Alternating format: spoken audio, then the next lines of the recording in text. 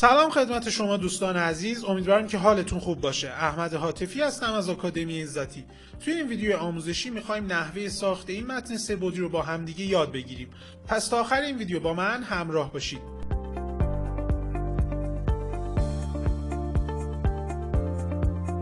برای ساخت همچین متن سه‌بعدی لازمه که اول از قسمت فایل بیاید نیو رو بزنید و یک فایل برای خودتون ایجاد کنید. دقت داشته باشید که رزولوشن روی 72 و کالر مود RGB باشه. کرییت رو میزنم تا یک سند برای من ایجاد بکنه. در قسمت بعدی با استفاده از ابزار الیپس تول برای خودم یک دایره رسم میکنم و رنگ اون رو به صورت گرادیانتی از این قسمت انتخاب میکنم.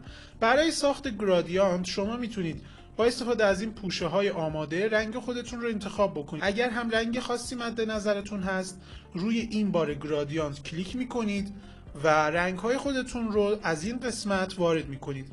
من برای این قسمت یک مشکی و برای این رنگ هم و برای این قسمت هم رنگ قرمز رو انتخاب میکنم، یکم روشن‌تر. اوکی رو میزنم و از این قسمت زاویه گرادیانت خودم رو کم تغییر میدم. خب این قسمت رو میبندم و استروک اون رو هم خاموش میکنم. خب این از شکل من ساخته شد. در مرحله بعدی برای این که شما همچین متنی رو بسازید باید این لایه الیپس تول خودتون رو رسترایز بکنید. برای این کار کافیه که در این قسمت در قسمت خالی لایه خودتون راست کلیک بکنید و گزینه رسترایز لیر رو بزنید. خب حالا لایه من رسترایز شده.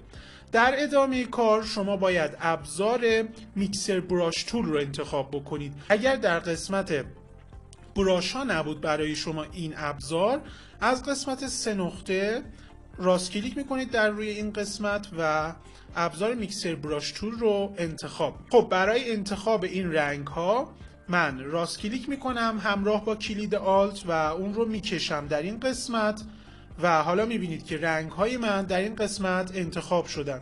در ادامه کار یک لایه جدید باز میکنم، این لایه رو خاموش میکنم و برای اینکه بهتر بتونید ببینید من رنگ پس زمینه رو تغییر میدم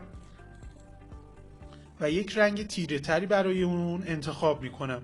حالا کافیه که شما در این قسمت در تنظیمات میکسر براش این دو گزینه فعال باشه و روی این قسمت کلیک بکنید و تیک Load Solid Colors Only رو خاموش بکنید که برای من خاموش هستش و در این قسمت گزینه Dry Heavy Load رو انتخاب میکنم. حالا اندازه براش خودم رو تنظیم میکنم و شروع میکنم به نوشتن. برای نوشتن هم دقت بکنید که روی لایه‌ای که جدیداً ایجاد کردید باید بنویسید.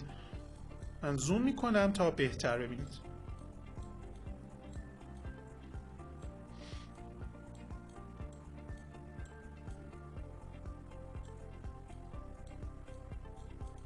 خب این هم از متن سه‌بعدی من که شما میتونید توی طراحی‌های مختلف خودتون به کار ببرید و از اون برای جذاب کردن کار خودتون استفاده کنید. امیدوارم که این ویدیوی آموزشی براتون مفید بوده باشه دوستان. موفق باشید.